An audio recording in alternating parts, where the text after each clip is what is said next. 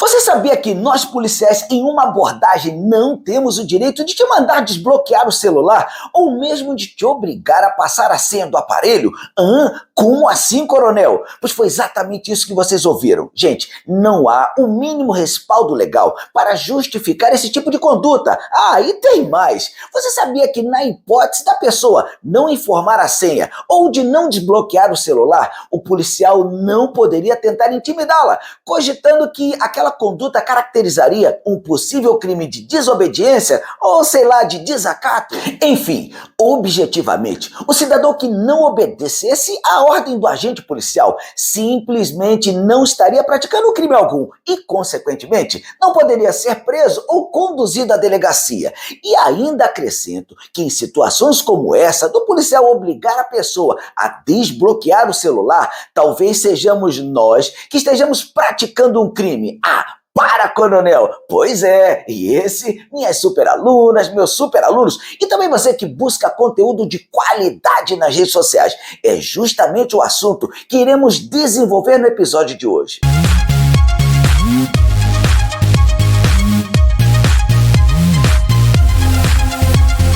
Então vamos lá. De repente você é parado pela polícia, é abordado para uma revista pessoal e o policial diz que você tem que desbloquear o celular. Gente, o que fazer nessa hora? Meus alunos, mas antes de começar, vamos esquecer definitivamente essa história e que alguns colegas penalistas insistem em argumentar de que em situações como essa, a pessoa, por ainda não poder ser formalmente classificada como preso, detido, investigado, interrogado ou suspeito, não poderia gozar das proteções legais previstas na Constituição e na legislação infraconstitucional.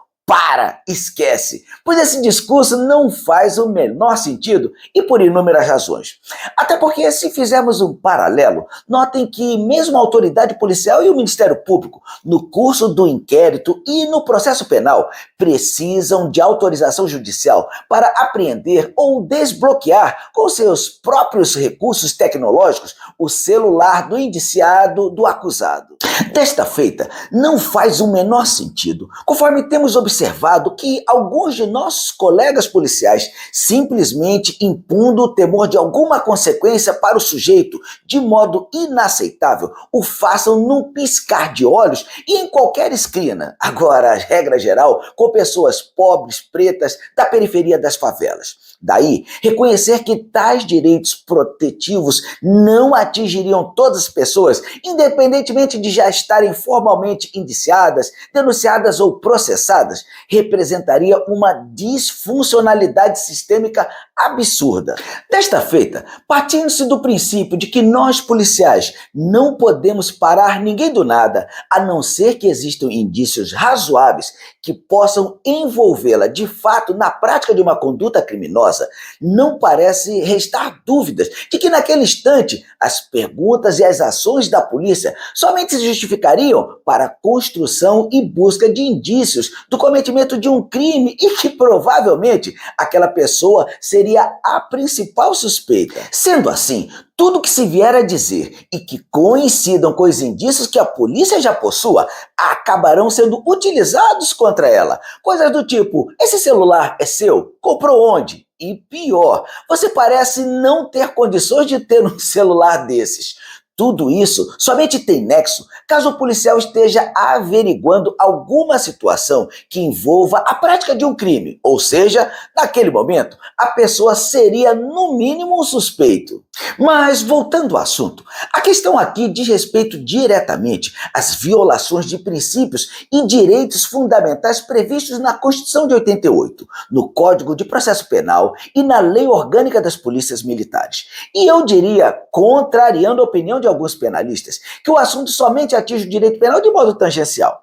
Até porque falar em defesa da cidadania significa também ter os seus direitos respeitados pelas autoridades que constituem e representam o poder estatal. E como desdobramento de tal princípio fundador, o artigo 5º irá determinar, em seu inciso 2º, que ninguém será obrigado a fazer ou deixar de fazer alguma coisa, senão em virtude de lei. E não há lei que obrigue alguém a entregar ou desbloquear o próprio celular. Podemos discutir apenas as hipóteses nas quais houvesse ordem judicial para fazê-lo. Porém, nesses mesmos casos, como a pessoa acusada não é obrigada a fazer prova contra si mesmo, até isso passa a ser altamente discutível. Por outro lado, consoante o inciso 10 do artigo 5º da Constituição, é evidente a violação da intimidade e da vida privada da pessoa, representada por tudo que poderá ser acessado no seu celular.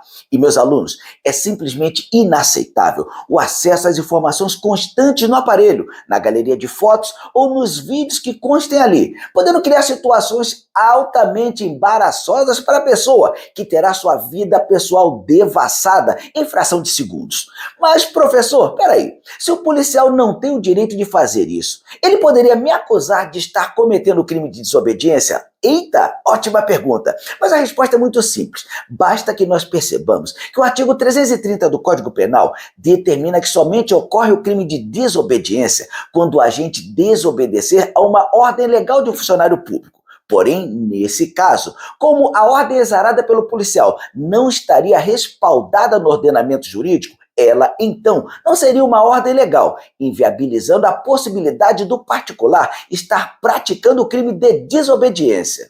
Sim, professor, mas espera aí. Se eu não estou praticando um crime, já que a ordem não é legal, e se o policial não tem o direito de me impor aquela obrigação, então ele não estaria praticando nenhum crime? Meus alunos, vocês querem me complicar mesmo, mas vamos lá, até porque o objetivo aqui também é de aperfeiçoar e dar mais qualidade à formação dos meus subordinados na polícia.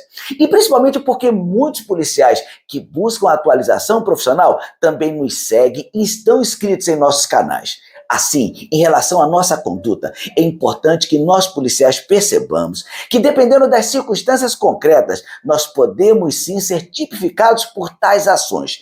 E, inicialmente, eu destacaria algumas condutas previstas na 13.869 de 2019, a lei que define o crime de abuso de autoridade. Conforme dispõe a conduta típica prevista no artigo 33, no qual é responsabilizado aquele que exigir informação ou cumprimento de obrigação, inclusive o dever de fazer ou de não fazer, sem expresso amparo legal, sendo punido com pena de detenção de 6 meses a 2 anos e multa. Sob outro aspecto, nos termos do que propõe o artigo 13, incisos 2º e 3º, é importante destacarmos que a pessoa que constranger o preso ou o detento, mediante violência ou grave ameaça, ou redução de sua capacidade de resistência, a submeter-se a constrangimento não autorizado em lei, ou a produzir prova contra si mesmo ou contra terceiro, pode ser punido com pena de detenção de 1 a 4 anos e multa, sem prejuízo da pena cominada à violência. Por fim, ainda entendo que deva ser acrescentado o crime de constrangimento ilegal, nos termos do artigo 146 do Código Penal e do artigo 222 do Código Penal Militar, que determinam, cada um a seu modo, a tipificação daquele que constranger alguém, mediante violência ou grave ameaça, ou depois de lhe haver reduzido por qualquer outro meio a capacidade de resistência, a não fazer o que a lei permite ou a fazer o que ela não manda. Uma vez, gente, que em certas situações, com armas no coldre ou mesmo em punho, nós policiais podemos ser altamente intimidativos. E assim, nós encerramos o episódio de hoje, mas lembre, se você ainda não nos segue, se ainda não estão inscritos, nos siga, curta, comente e compartilhe nossos episódios. Epa, mas apenas com pessoas assim como você, que buscam conteúdo de qualidade nas redes sociais. Olha, espero que vocês tenham gostado, pois foi muito bom tê-los comigo aqui hoje. Um forte abraço e eu vejo vocês em nossa próxima super aula.